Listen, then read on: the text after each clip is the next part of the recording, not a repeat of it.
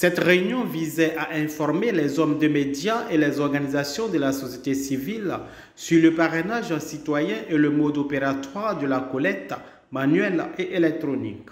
Madame Bélin Marie-Noël, directrice des affaires juridiques de l'institution, a exposé sur le parrainage citoyen. Elle a rappelé entre autres les tests régissant le parrainage et les acteurs qui y interviennent. Le directeur des technologies de l'information et de la communication, Seka Kami, quant à lui, a présenté le mode opératoire de la collecte, à savoir la collecte manuelle et la collecte électronique.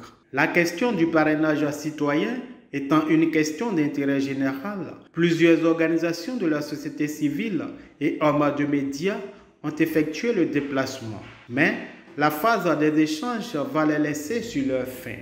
En effet, après leurs différents exposés, les représentants de la CEI n'ont fait que balader les intéressés sur plusieurs sujets. Cette situation a valu le départ précipité de certains journalistes de la salle.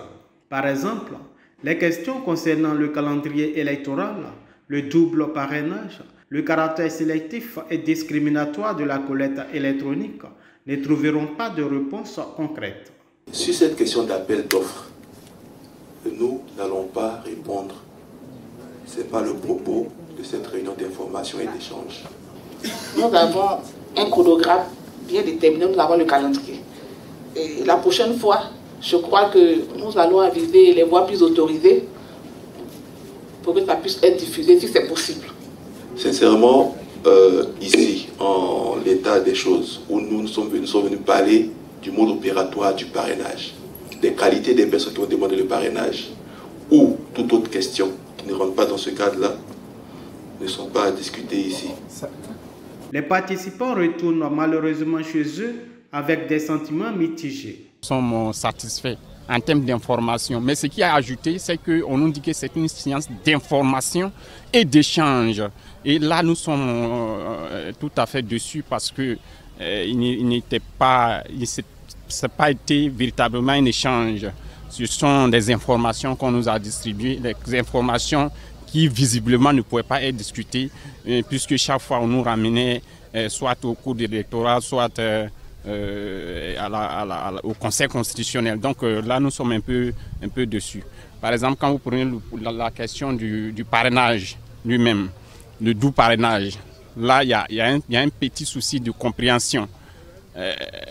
On parle de doux parrainage, alors que ça ne devait pas poser de problème. Et là, on a l'impression qu'on est pressé, qu'on nous poursuit.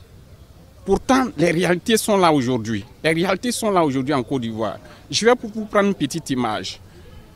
Voici un Gbaka dont les pneus ne sont pas bons, les sièges pour les passagers ne sont pas bons, le chauffeur même, il y a problème. Et on dit allons d'un point A à un point B, ne calculons pas tout ça, allons-y, le plus important c'est d'arriver.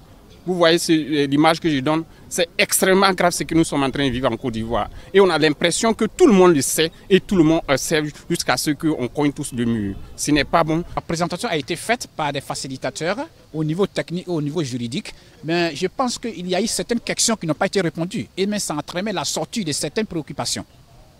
Cela n'est pas vu démocratiquement. Je pense que quand une institution fait un choix de la dissémination ou bien à une formation, le facilitateur ou bien le formateur est mieux orienté à faire face aux challenges, aux défis qui sont des questions. Donc si l'intéressé ou bien le bénéficiaire a une préoccupation, ça doit être répondu. Bon, la qualité d'échange, plus ou moins, nous avons eu plus ou moins la qualité des échanges. Il reste aussi des éléments à éclaircir. La commission électorale indépendante multiplie des sessions d'information, mais peine toujours à convaincre en raison des zones d'ombre qu'elle n'arrive pas à dissiper.